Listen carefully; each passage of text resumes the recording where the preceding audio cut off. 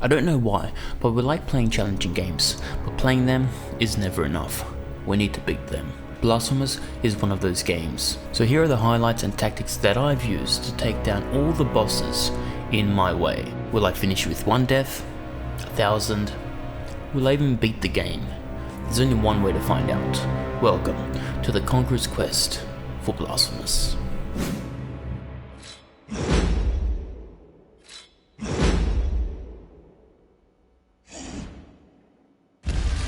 We're starting off nice and easy. Warden of the Silent Sorrow. They're actually the first enemy you face in the game, but I wouldn't call them a challenge. They've got 2 moves, jump and slam. That's it. Honestly, you could probably fight this boss while checking your phone. Just remember the 1, 2, 3 dodge rhythm, like you're dancing to a slow song, and you're good.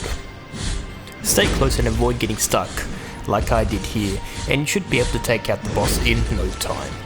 I didn't even need a sip of my juice with this boss. One more combo and boom, the Warden has been silenced. That wasn't too bad. Next up, we've got Our Lady of the Charred Visage, and I thought I looked bad when I skipped my skincare routine. You might have noticed the massive cut on her forehead. This is what happens when you're too smart for your own body. Take note, amigos, overthinking leads to bad things. I hate fireballs, you can't dodge through them, and my timing was always off for deflecting. Thankfully, some random straight healer I found on my journey occasionally patched me up when I took too much damage. The purple rave lights and lightning bolts, yeah, watch out for those too. At half health, she suddenly remembers she has 2 hands, which is great for her, but terrible for us because now there's even more fireballs. But it's fine, the heat means nothing to Senor RR.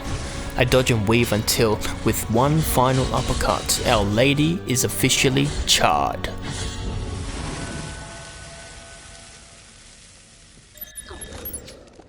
Ever wonder what happens when you ask your mom for Groot and she says you have Groot at home? Yeah, that's 10 PIEDAD. I can't even blame PIEDAD for attacking me. I'd be mad too if someone woke me up from my nap. Here's where I discovered my true calling. Flying. Okay, not really, but juggling myself mid-air while attacking definitely feels close. Honestly, jump and swing. You'll dodge the roots and low strikes easily. 10 PIEDAD, more like 10 DIEDAD.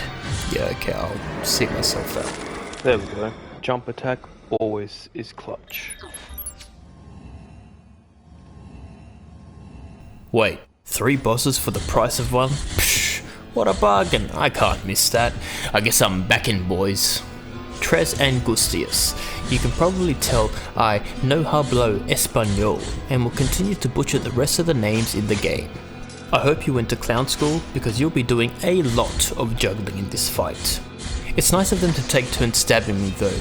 Even though it's technically a 3-on-1, it feels more like a relay race having them have a go one after the other. Eventually, they merge into some kind of discount Power Ranger witch thing, which, let's be honest, makes an easy fight even easier. Just dodge their new light show move and this distress signal is officially handled. Fun fact, Angustias means distress in Spanish. You're welcome.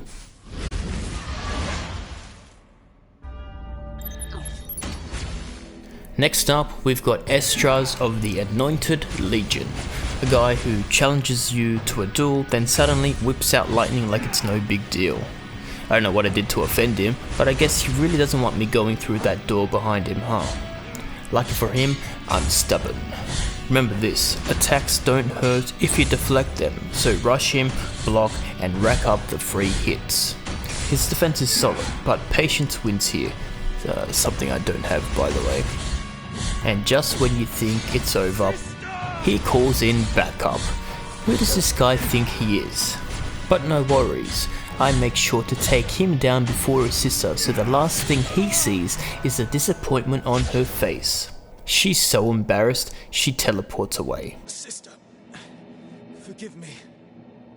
Farewell ESDRAS of the Disappointed Legion. Need a hand? Well, MELQUIADES, the exhumed Archbishop, definitely has a few to spare. This boss doesn't even bother walking. They've got loyal servants carrying them from one side to the other. But seriously, why are those hands so big? Did I miss the part where they explained the hand law in this game? Anyway, those hands, they're germaphobes. Attack them enough and they scurry off to wash and sanitize. Once they're gone, you get some quality alone time with MELQUIADES. Do this a few times and you'll send this free-loading Archbishop right back to their tomb. Well, got him, mate. Bring your baby to work day. How wholesome. Except this baby's had its eyes gouged out. But at least it won't see the absolute beating I'm about to deliver. EXPOSITO, SCION of Abjuration, is a slippery snake, clearly. Lucky for me, I was able to stand close enough to avoid most of the fireballs. Which means I can spam attacks all day long. It's a kind of boss where sticking to your guns, sword, pays off big time. Pin EXPOSITO in the corner, and soon enough this boss will be all wrapped up.